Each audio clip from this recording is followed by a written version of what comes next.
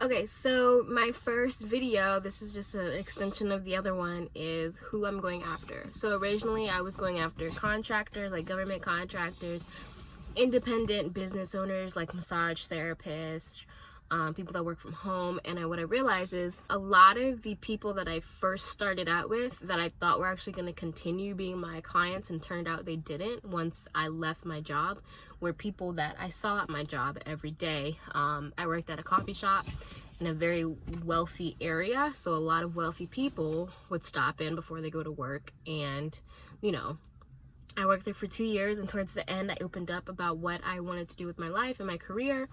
And turns out a lot of people need social media marketing, and a lot of the people that I grew close to, now it is a wealthy area and all that, but it was also a community. Like, there's also a Starbucks right across the street, and it's two completely different clientele that will go to the coffee shop that I worked at and go to the coffee shop like Starbucks. Because people go to the coffee shop that I worked at to talk, to say hi, like they want to talk to you. It's just a completely different environment. So those people actually hired me. A couple of them actually hired me, and I gave people friend prices. And then once I started doing the work, I realized I can't really charge friend prices for what I do because it doesn't add up. Like, I was charging everybody friend prices because they all came into the coffee shop every day, and it wasn't, the math wasn't right. Like, I would charge $200 to work on a project all month, and it's like people are charging $1,000 to $5,000 a month or more for the same thing, and I just felt like it wasn't even worth it. And then I would get discouraged and I wouldn't even want to do the work, or I would do shitty work. And it's just like, I also needed to learn how to price myself. Like, I also feel like I was giving friend prices almost as an excuse of, well, they're not going to really want to pay what you really want, so you'll just give them a friend price anyway because that's what they're expecting. And some people, like, I had to drop somebody after I left, because the amount of work that she wanted was just ridiculous for the amount of money she wanted to pay. I could do the work when I had a full-time job because my full-time job was paying my bills. Doing the work, having no full-time job, or that being my full-time job and not getting the amount of money that I am due or respected, isn't worth it.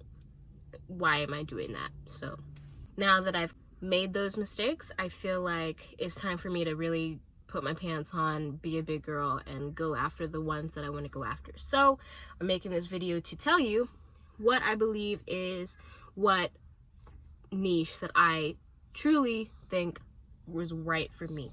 So that specifically, I believe, is apartment communities like Greystar or Lerner. That's also just my area. There's like a whole bunch of different apartment communities, and I realize it's a very untapped market, oddly, because there are so many different apartments and there's so many conglomerates of apartment communities. Like, one conglomerate or monopoly could own, I don't know, 500 different communities all over the states. I live in America, all over the states.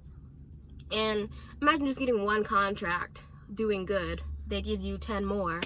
I mean, that's gold right there.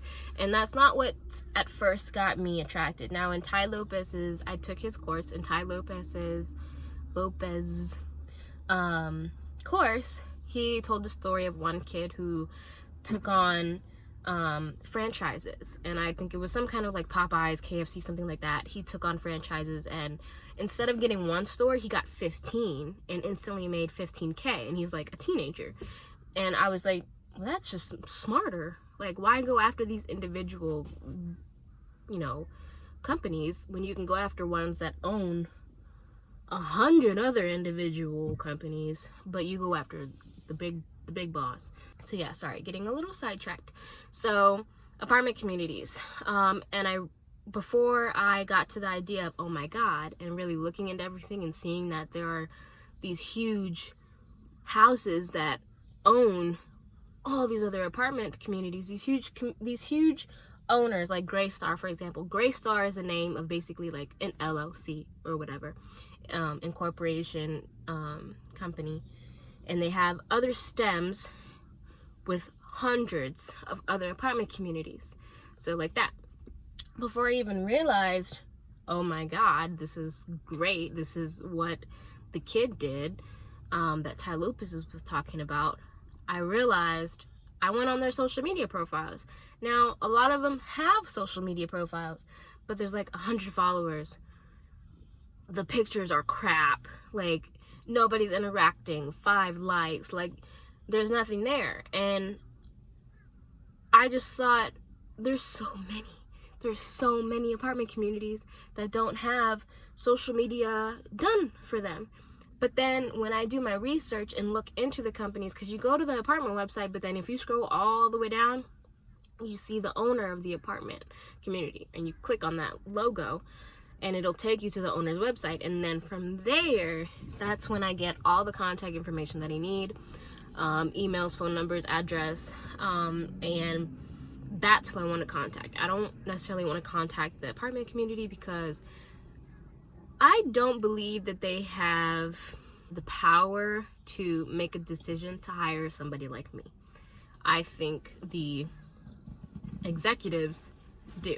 And I also think it'd be a quicker answer and just a more direct conversation versus talking to the property manager of the apartment community. Now, the property manager might be able to most likely will be able to give me the information of the people I need to talk to, but most communities, most of the conglomerates have all that information on the website. You just got to look for it, and some hide it, but you just got to look for it. Like, just look at their staff, and then they'll have their title next to them. And I just go to the marketing, executive chief in marketing or marketing president, blah, blah, blah, blah.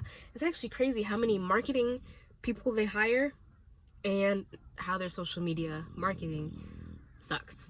If I was a customer and I'm a consumer. When I look at anything online before I decide to go to it in person or whatever, I look at the social media, I look at the website and all that stuff. Now, the websites are fantastic. All the websites, perfect. I think there was only one out of the 50 that I looked at that had a crappy website, and that's really was the only one that I was like, you kind of need to work on that. All the other ones, great websites, but their social media, not that great. So yeah, apartment communities. Now, another reason why I like the apartment communities is because I really enjoy luxury homes, architecture. Like, I really enjoy being around that environment.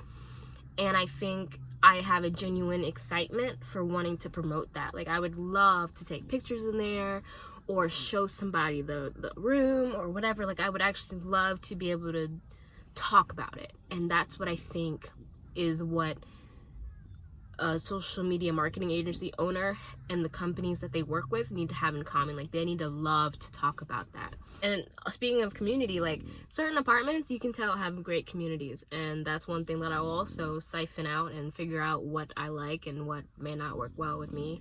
Like, so many gyms, real estate agents, like restaurants, so many, like, people just walk into those places and pitch them. People don't just walk in to apartment communities and pitch them because they have people for that, and really the people for that just aren't doing it. So I think that about concludes this video. Just to recap one more time, apartment communities, their social media is not the greatest, and that's when somebody like me can come into play. Interior design, I found something that I enjoy being around and I love to talk about and love to show off, as well as the company owners themselves, and the community. Like, people are so important. Like, now that I'm at home all day, after 3 months, literally last night, I had my first time of being alone. And I live with my boyfriend. Like, he comes home at night. But I read that there's a certain number of things that humans need in their life, and community is one of them. And I don't go out unless I need to go out. And now that I'm at home, I'm not forced to go out to go to work and forced to talk to people. That sounds really bad, but I'm not forced to go talk to people.